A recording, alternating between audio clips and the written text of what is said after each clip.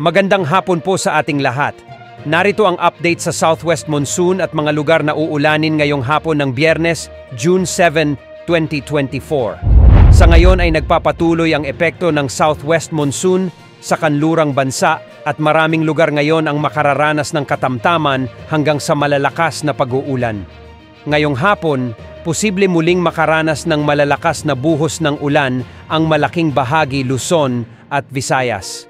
Kung titingnan natin sa ating satellite animations ngayong oras na ito, posible ang pagbuhos ng malalakas na pag-ulan sa bahagi ng Metro Manila kaya maging handa sa posibilidad ng mga pagbaha. Posible ring ulanin ang Bataan, Bulacan, Pampanga, Zambales, Pangasinan, La Union at Ilocos provinces. Makararanas naman ng mga moderate rain showers ang Cavite, Laguna, Quezon Province at Rizal. Pinakaapektado ngayon ng southwest monsoon ang lalawigan ng Palawan at Mindoro provinces kasama ang Western Visayas. Maaapektuhan rin ang maraming lugar sa Mindanao gaya ng Sulu, Tawi-Tawi, Zamboanga Peninsula at Basilan. Ang mga lugar na nabanggit ay posibleng makaranas ng mahina hanggang sa katamtamang pag-ulan at may posibilidad ng mga biglaang pagbaha at landslides. Bagamat umiiral na muli ang habagat, maraming lugar pa rin ang posibleng makaranas ng mataas na heat index o danger level na heat index, kaya pinag-iingat pa rin natin ang lahat sa banta ng heat stroke.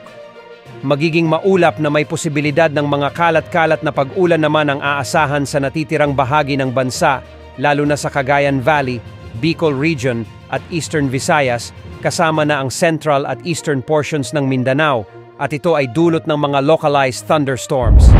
Sa mga oras na ito, wala naman tayong nakikitang posibleng sama ng panahon gaya ng bagyo o low pressure area na posibleng makaapekto sa ating bansa sa mga susunod na 3 hanggang 5 araw. Wala ring nakataas na gale warning sa anumang karagatang sakop ng bansa, kaya malaya ang mga mangingisda at may maliliit na sasakyang pandagat na pumalaot sa ating mga karagatan. Ayon sa pagtataya ng mga weather models, posibleng magtatagal pa ang pag-iral ng southwest monsoon sa bansa at posible ang mga moderate to heavy rains lalo na sa kanlurang bahagi ng bansa at posibleng sa susunod na linggo pa ito hihina. Pinag-iingat po natin ang lahat at maging alerto po tayo sa banta ng flash floods at landslides ngayong panahon ng southwest monsoon sa bansa. Yan ang update sa lagay ng panahon. Ito po ang weather update ng bayan, maaasahan anumang panahon.